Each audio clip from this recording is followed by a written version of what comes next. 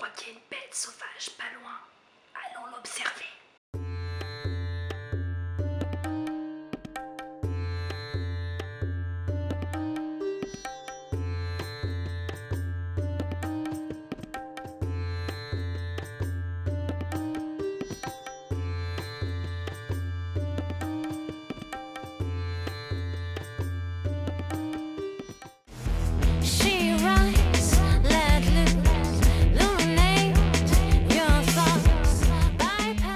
Salut et bienvenue dans l'épisode 26 de Junk on the Web. Si vous vous demandez pourquoi je porte un bonnet à cette période de l'année, la raison est très simple. J'ai les cheveux sales, je n'ai pas le temps de les laver tout de suite et je n'ai plus de shampoing sec.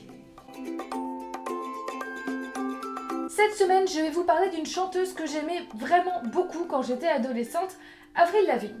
Alors, Avril, je ne vais pas la juger sur le fait qu'à l'époque, elle se présentait comme l'anti-Britney Spears, la fille qui ne faisait pas de chichi, qui n'était pas tout le temps en train de faire la pouffe et de profiter de sa blondeur pour avoir du succès, même si du coup, aujourd'hui, c'est complètement ce qu'elle a fait et qu'elle a très vite, visiblement, changé la vie. Je ne la jugerai pas non plus sur le fait que sur scène, ses compétences vocales ne sont visiblement pas les mêmes qu'en studio. Non, je ne l'ai jamais vue en concert, mais j'ai eu le témoignage de plusieurs personnes autour de moi et j'ai également vu pas mal de vidéos où on a l'impression qu'elle force pas trop, mais bon, il y en a plein des comme ça. Je ne la jugerai pas non plus sur son dernier clip Kawaii, parce que même si je trouve ça extrêmement bizarre que ce soit elle qui chante ce genre de choses, le clip m'a plutôt fait marrer, la chanson est assez moisie, mais j'aime bien ces lunettes bleues dans le clip. Non, par contre, je la juge, mais alors, d'une force, vous n'imaginez même pas. Je sais, ça ne se fait pas, mais qu'est-ce que vous voulez, nous sommes tous des humains et nous jugeons tout le monde un jour ou l'autre. Je la juge beaucoup sur ce qu'elle a fait à ses fans brésiliens. Si vous n'avez pas suivi l'affaire, Avril Lavigne a apparemment été traumatisée il y a quelques temps de ça par un fan brésilien qui lui aurait sauté dessus pendant qu'elle était sur scène, je crois. Et visiblement, elle a fait un gros amalgame, c'est-à-dire que pour elle, tous les fans brésiliens sont des fous furieux. Et Avril, comme beaucoup de chanteurs, propose à la fin de ses concerts des sessions photos avec elle payantes. Personnellement, j'ai déjà un petit peu de mal avec ça, sachant que ça se passe après le concert, donc ça ne permet même pas d'être, je sais pas, au premier rang, etc. Et je vous avoue que l'idée de payer 400 $ pour prendre une photo, même avec une idole, me semble un peu démesurée. Et pourtant, je suis groupie dans l'âme, vous le savez, mais personnellement, c'est quelque chose que je ne pourrais jamais faire, puisqu'au bout d'un moment, il faut redescendre sur terre. On a beau adorer la personne, on a beau la trouver extrêmement talentueuse, ça reste un être humain, et payer 400 $ pour prendre une photo avec un être humain, ça... voilà. Mais bon, s'il y a des gens qui sont prêts à payer, après tout, pourquoi pas? Toujours est-il que ces fans brésiliens sont arrivés à la session photo après avoir payé un bras et une jambe pour se faire entendre dire qu'il ne fallait surtout pas toucher la chanteuse. Du coup, en début de semaine, les fans ont partagé ces photos et on se retrouve avec une session photo extrêmement étrange où Avril a un sourire très carré, on sent bien que ça la gonfle d'être là et les fans sont à peu près à 1 mètre d'elle.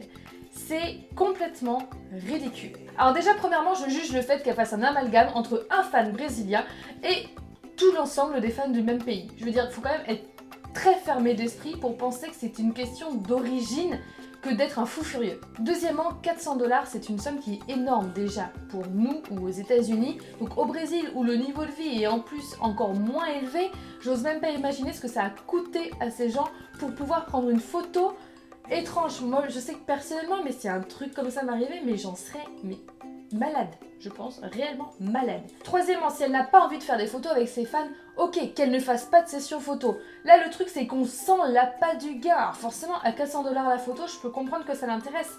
Mais comment est-ce qu'une célébrité peut être à ce point, comment dire, irrespectueuse par rapport aux gens qui ont fait son succès?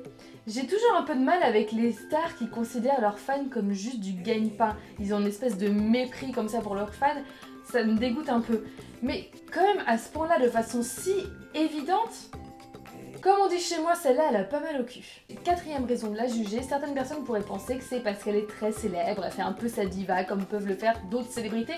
Oui, il y en a qui le font, mais c'est une question de choix, et ce n'est absolument pas une question de notoriété, puisque Rihanna ou Justin Bieber font des photos avec leurs fans extrêmement drôles, ou en tout cas en étant près d'eux, en les touchant, parce que les gens ne sont pas des monstres, je veux dire, on peut les toucher, c'est des vraies personnes. Donc non, c'est juste un vieux caprice d'une nana qui prend les gens pour des merdes. Et cinquième raison de la juger, c'est pour cette petite sélection de photos qu'elle a postées au lendemain de la polémique sur sa page Facebook avec un petit cœur tout kawaii.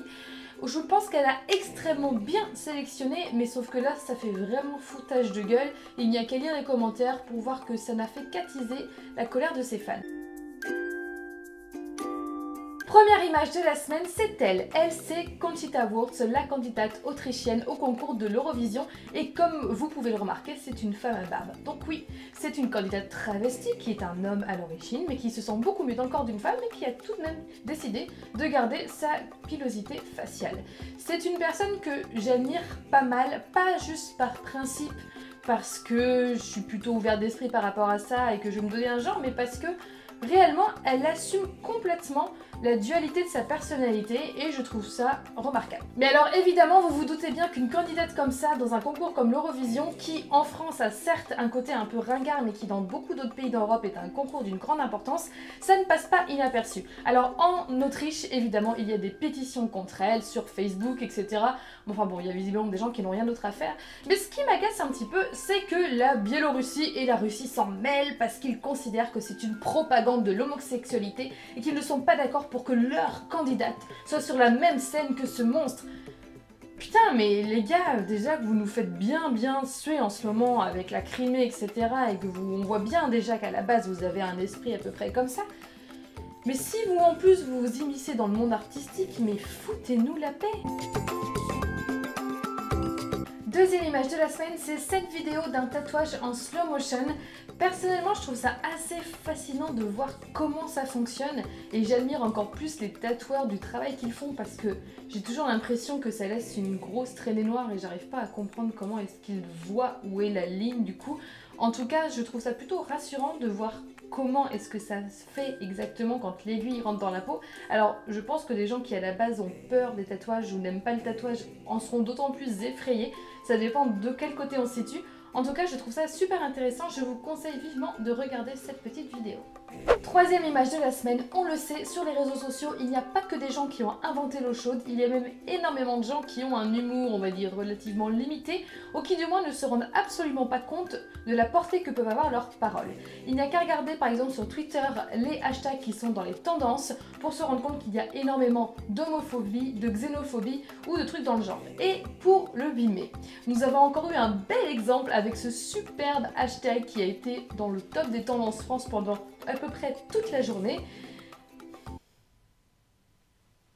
Déjà en soi ce hashtag m'a un petit peu agacée parce que je me demande si les gens qui ont mis ça ont déjà ne serait-ce que discuté un petit peu avec leurs grands-parents de la guerre, etc. pour se rendre compte que c'est un sujet qui n'est pas forcément très drôle et surtout pas de cette façon-là. Mais bon, après tout, l'humour c'est quelque chose qui est très personnel, il y a des gens qui aiment l'humour noir, bon, ok. Mais alors par contre, ce qui me fait perdre le plus foi en l'humanité à chaque fois, c'est que quand je regarde ce genre de hashtag et que je regarde les réponses qu'il y a, à peu près, on va dire 70% des gens retweetent ce hashtag pour dire qu'ils sont contre.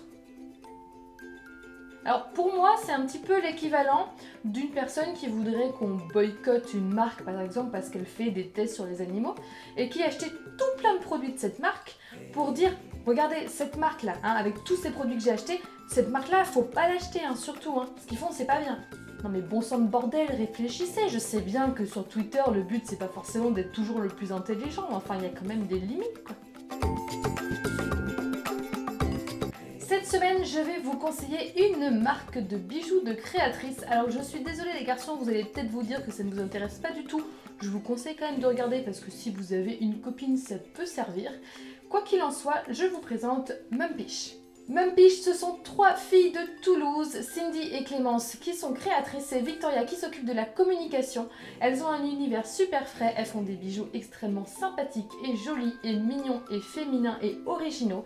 Tout est créé en France, fait à la main par elles ou par des artisans en France et je suis peut-être pas pour tout consommer français parce qu'il y a des choses où c'est difficile, mais pour ce genre de choses, je préfère acheter des bijoux faits à la main chez nous, près de Toulouse, plutôt qu'acheter des bijoux qui seront peut-être jolis aussi, mais qui seront faits à l'autre bout du monde pour une qualité qui n'est pas forcément meilleure. Même piche, sans le savoir, vous les avez déjà vus dans mes vidéos. Je porte aujourd'hui par exemple un sautoir flamingo qui est absolument adorable et que j'adore, c'est un petit peu mon obsession du moment. C'est tout fait à la main, taillé au laser dans de l'acrylique et c'est absolument adorable. Vous avez pu voir également dernièrement ces adorables petits poissons dont je suis également extrêmement friande. Ou encore ce collier tout simple qui date de la collection précédente, parce que oui, elles font des choses très colorées, très originales, mais aussi des choses beaucoup plus simples et discrètes à porter. Bref, il y en a pour tous les goûts. Je vous invite vivement à aller voir leur site et à les rejoindre sur leur page Facebook, dont je vous mets tous les liens en barre d'infos. Si vous êtes du côté de Toulouse, sachez qu'elles organisent régulièrement des événements pour pouvoir montrer leur création. N'hésitez surtout pas, toutes les informations sont sur leur page Facebook.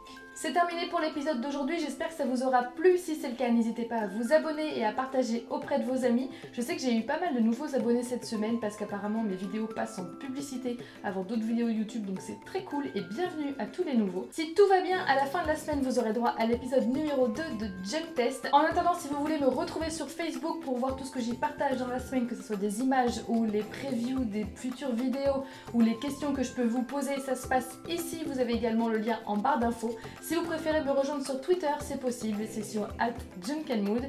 En tout cas, je vous souhaite une très bonne semaine et je vous dis à la semaine prochaine pour l'épisode 27 de Junk on the Web. Ciao, ciao. Et kiss kiss bang bang flamingo, flamingo. L'ustensile,